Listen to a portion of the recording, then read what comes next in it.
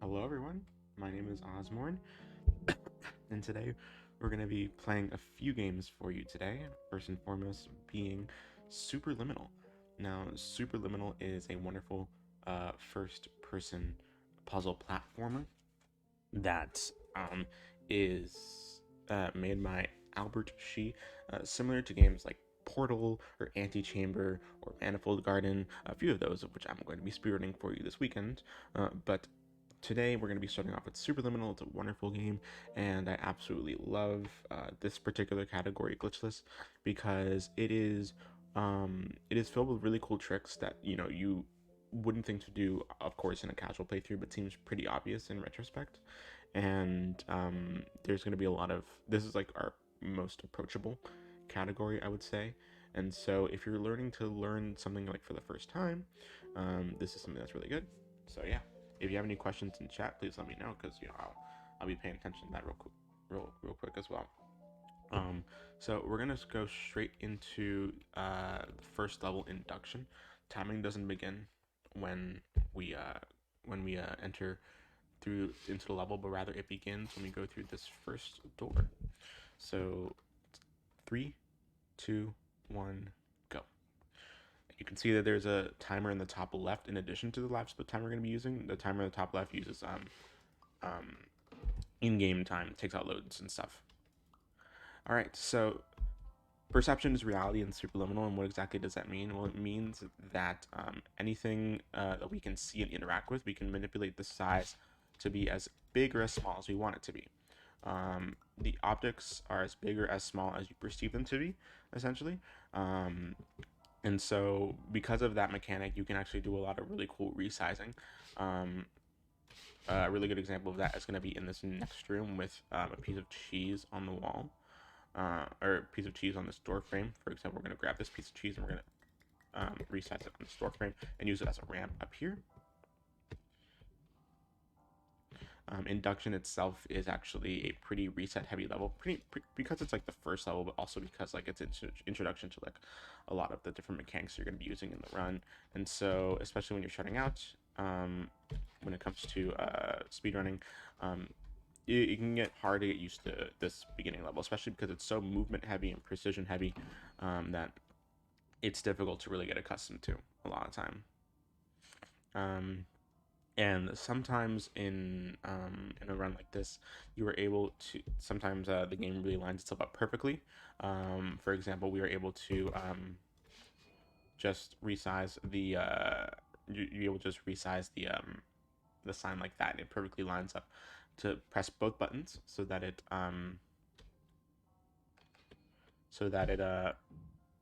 oop, it opens both of those, so that opens the door as well. We're gonna take that cheese and we're gonna use it to push down that those walls, because anytime that you have a falling object in this game, similar to that cheese, you can push it while it's in midair, and it'll push down all the other objects before you or after it.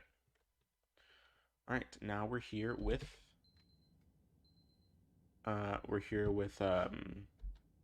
optical, which is the second level of the game.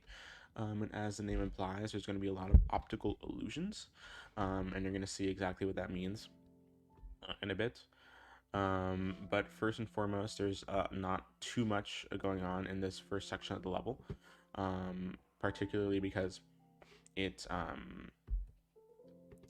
it's just a lot of movement, as is the nature of like glitchless or any percent no major glitches kind of speed runs. A lot of it is, of course, movement based because you're limited to not being able to do glitches. But sometimes something like that happens in which you go up a ramp and you're able to like get slowed down just based on the angle of the ramp and your movement up it. Sometimes you have to be very cognizant of stuff like that. But right there was an optical illusion, that there was a cube painted on the wall. You look at it at a specific angle, and you're able to turn into a solid object. And right here is actually a skip known as box jumping. Essentially, you just take the box underneath you, and you're able to take the box underneath you, and you're able to resize it underneath you as you jump. So it's jump, click, click, and then jump again, and then you're able to use that to gain essentially infinite height as long as there's room above you. And sometimes you can use box jumping as like backups and stuff like that, and so that we might be able to see those a bit later. Um, but yeah, there's just a small catwalk here that we're going to be using to get into the next room. A little bit of a calmer run, a bit of a calmer section of this level. And so you can already see that a lot of this game is filled with subverting your expectations. That's essentially what the entire premise of this game is built upon. So right here, we're gonna take the moon, as one does naturally, because what else would you do? And there's the exit on the moon, and you're able to resize it above that lamp. Essentially, anytime that like there's an object that's right above your head, the closer that it is to your head, the easier it'll be to like resize objects from, because since they're so close to you, they look like they're going to be so big. So yeah, you can use that to really speed things up.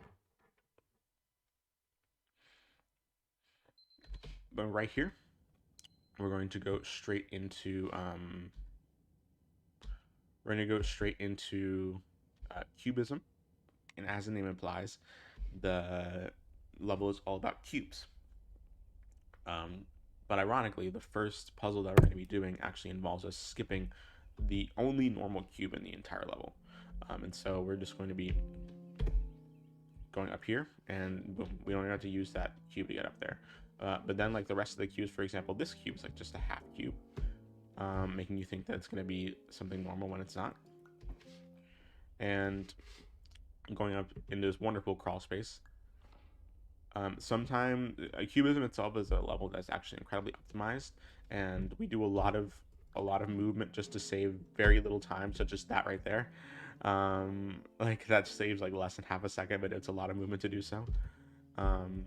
And in this next room, we have these sliding cubes that we're able to go across here, and make sure that you don't like ledge grab on an object as well. You want to make sure your jumps are timed pretty well. And we're going to use this side of the cube to bounce on. That is actually only possible on a specific patch. Like more of the modern patches, like the physics have changed in which that particular cube will actually get knocked down if you try and use it as a platform. And now we're just going to be using this guy right here, and to get to the exit. And that's cubism. Oh, no. Don't expose me, Splits. You're exposing that I'm behind by being red. My PB in this game is 21 minutes and 52 seconds. In-game time, I do not know what it is RTA, because the leaderboards themselves are not RTA.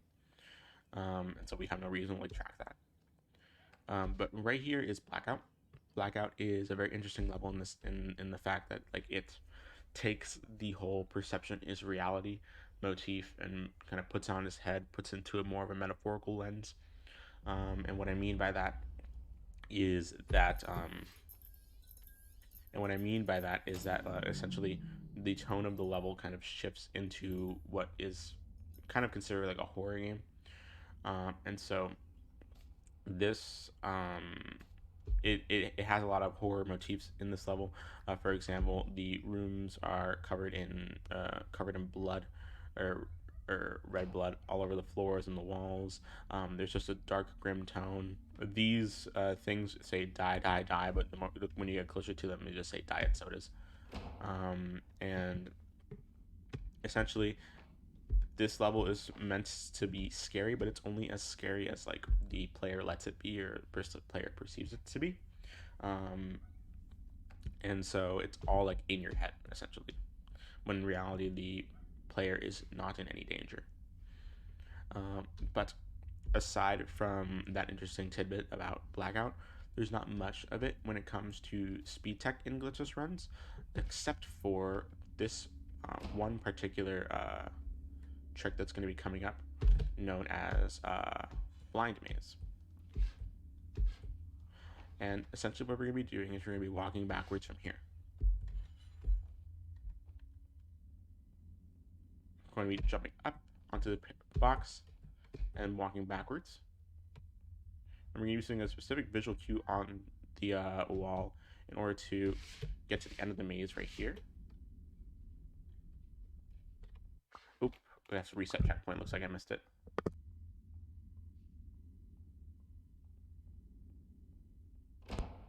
That's a trick that I'm only going to try to attempt once, because if you like mess it up multiple times, it just like loses so much time. And so since we didn't get it that time, we're going to try and do the intended route, which is just grabbing the light and getting through here yourself.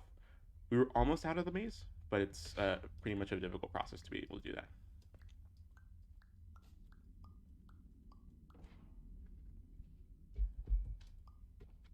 Just make it big sometimes.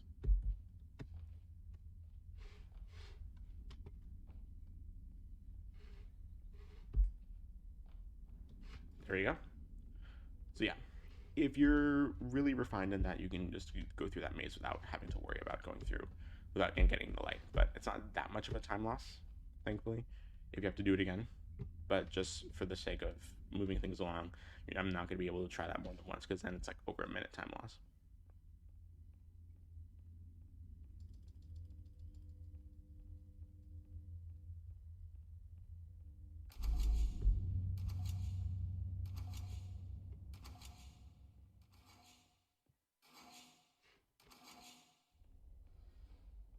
So yeah, that is Blackout.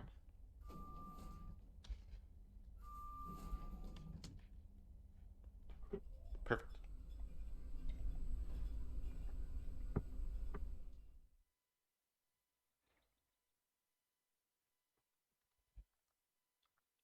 All right. So now we're gonna go straight into Cubism, or no, straight into Clone. Sorry. Clone is a level all about cloning objects, as the name implies. But ironically, the first puzzle that you do actually doesn't require you to clone anything. I take the sky camera. There we go. Perfect. And we're going to resize it on this button right here. And then after that point, everything in the everything that you see in the level will be able to clone. You can clone any object up to 100 times. There, the game will have an upper limit as to how many times you can clone something. But the rules for cloning said objects kind of differ depending on the puzzle. For example, you saw those green doors that you used as a stair; they just drop to the floor immediately. But in this particular instance, I'm actually able to pick up and move these clocks, and then only when I pick them up again are they cloned. So it's just different depending on the puzzle you're in. But of course, we as speedrunners know what rules apply to which objects.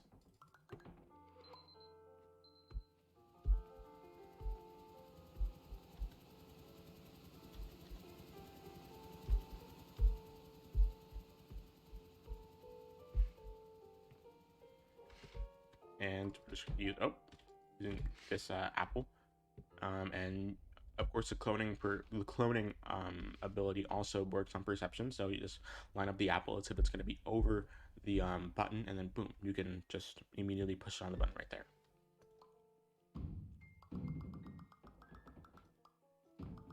You can use these signs as stairs, and then we're going to be going all the way around back here into finishing clone.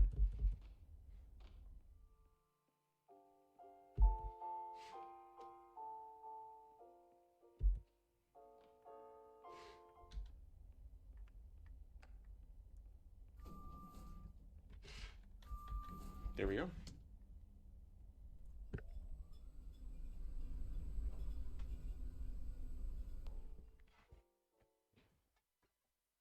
And now we're gonna go into Dollhouse, and Dollhouse is kind of like the hardest level in the glitchless speedrun, only because of how precise it is and how much movement you have to do. And we also are introduced to another mechanic known as resizing portals, which I'll get into once we get into the real meat. Right here, we're gonna go through a theater room and the main lobby that you would usually go through at the beginning of each section.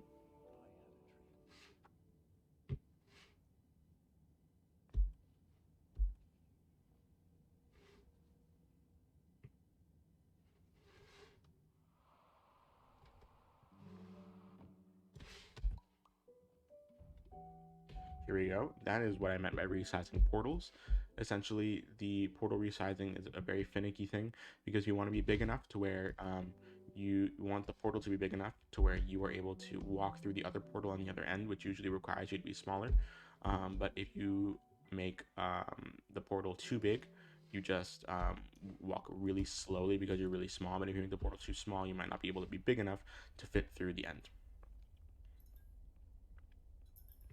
And so just because of that, and because of how precise and optimized Dollhouse has gotten, this tends to be a pretty reset heavy point for many in the run. And now we're going to play Jenga the completely intended way.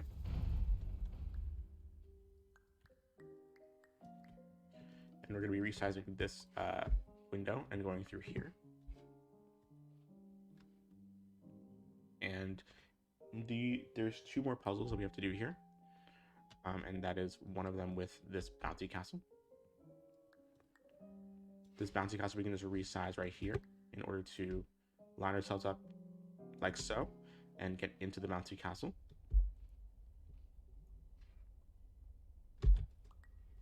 Nope, there we go. Come on.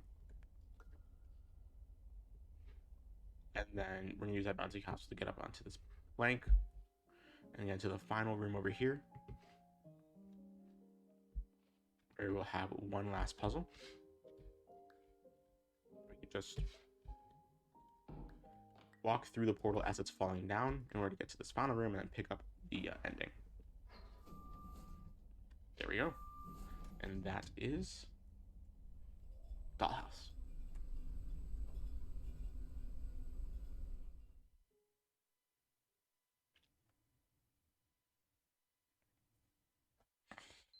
All right, now we're gonna go into Labyrinth, which is like the second longest one in the Glitchless speedrun.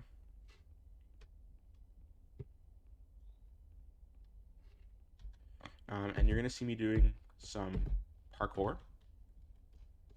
There we go, perfect.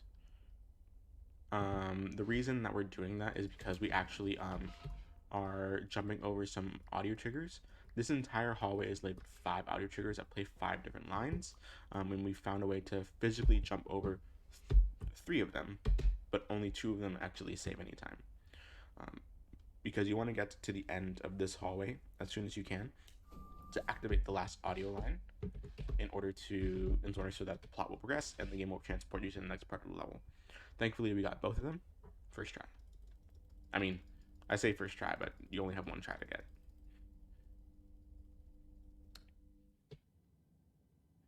All right.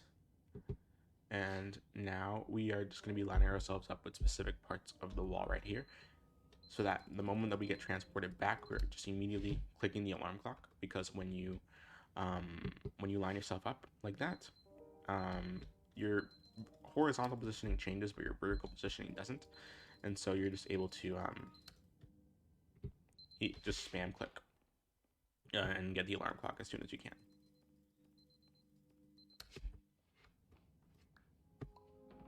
Gonna go through that painting to get to the next level, and the rest of this level is kind of like supposed to be subverting your expectations. I mean, the whole game is kind of like subverting your expectations, but this particular level really drives into that.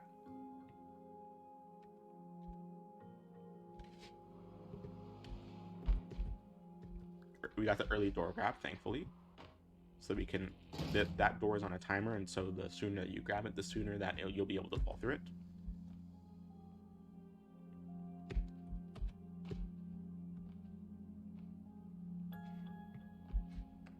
And now we're just going to go straight through here, and we want to be able to jump all the way down here, and we're going to use these stairs to break through the floor, because what else would you do with stairs? Bring this as a souvenir. And this puzzle that we're doing right now is actually like the hardest puzzle casually, and that's because you have to look the opposite direction that the sign is telling you, because whichever way you look first is going to be the stop, do not enter. And so you want to look at the opposite direction of the sign, and then the first direction that you go to, the next direction that you go to will be the exit, and you want the exit to be facing the same way that the sign is. Some more cube jumping right there, yeah, cube jumping right there.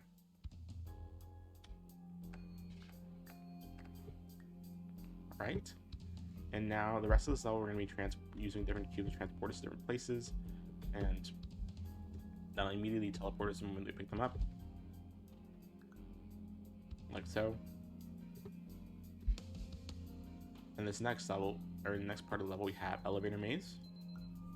A lot of people think that elevator maze is like RNG, or you have to find the exit on your own, but no, you don't have to.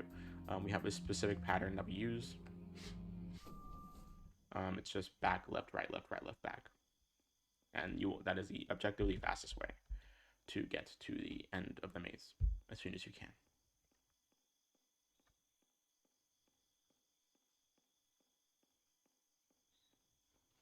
In this parking lot, there are like walls on each end.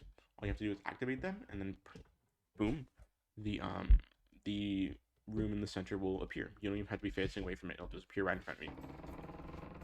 And now we're going to create a paradox by putting a portal into itself. And we're going to go through a pretty long and lengthy level. White space, this is the longest level in the glitchless speedrun, although ironically, it's like the shortest in like any glitch category.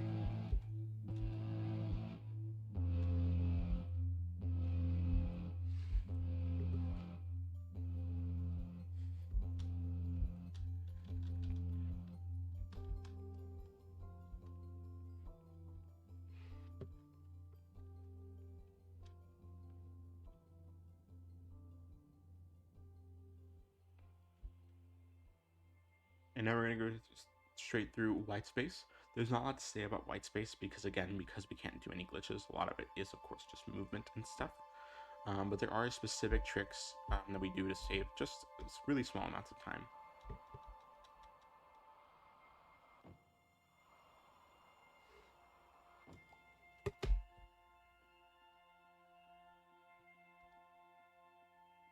For example, right here, we're actually going to be resetting the checkpoint the moment that we see the checkpoint appear, because the convoluted long process of it is that the portals of this level are particularly messed up, and so when you entered that area in which you reset checkpoint, you're not at the default size 1, you're at size like 0.9, and so you move slightly slower throughout the rest of the level. And so if you resize yourself, you're going to be a little bit bigger and move like ever so slightly faster throughout the rest of the level. And so it's like a free 2-second time save.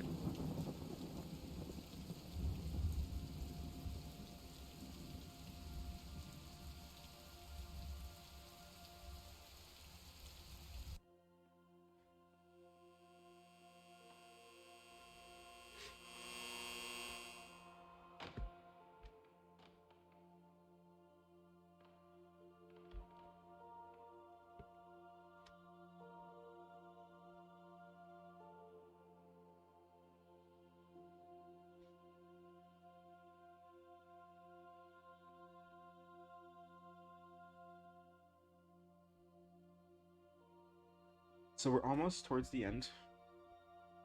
Just a few more rooms left before the end of the level. We're going to take Windows 11 right here. Use it as a platform up here. And at the end of this section is a part where you turn off the lights and then your crosshair disappears for a bit. And the game like makes you think that the game just ends right there. But all you have to do is move your mouse around the moment that you turn off the lights, and then boom, your crosshair comes back. And you need to make sure that your crosshair actually touches one of the signs on either edge, because if you don't, like, the crosshair will just never come back.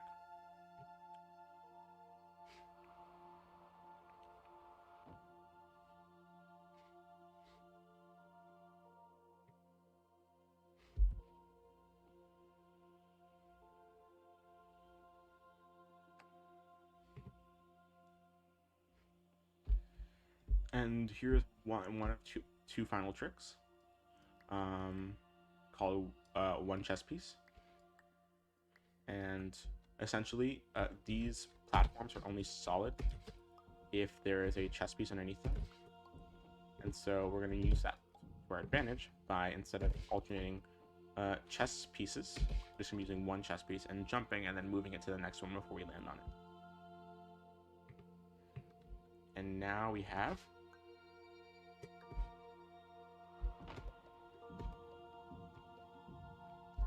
another box jump, and that is pretty much the end of the run.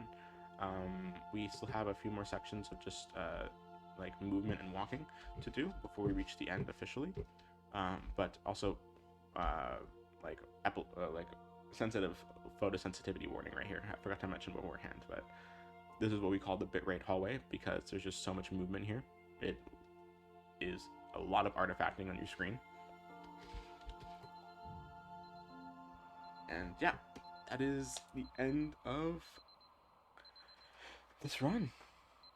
So timing will end on the other side of this loading screen when we enter the next level and we hit the alarm clock.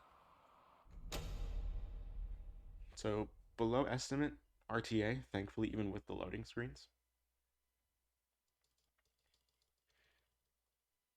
3, 2, 1, time.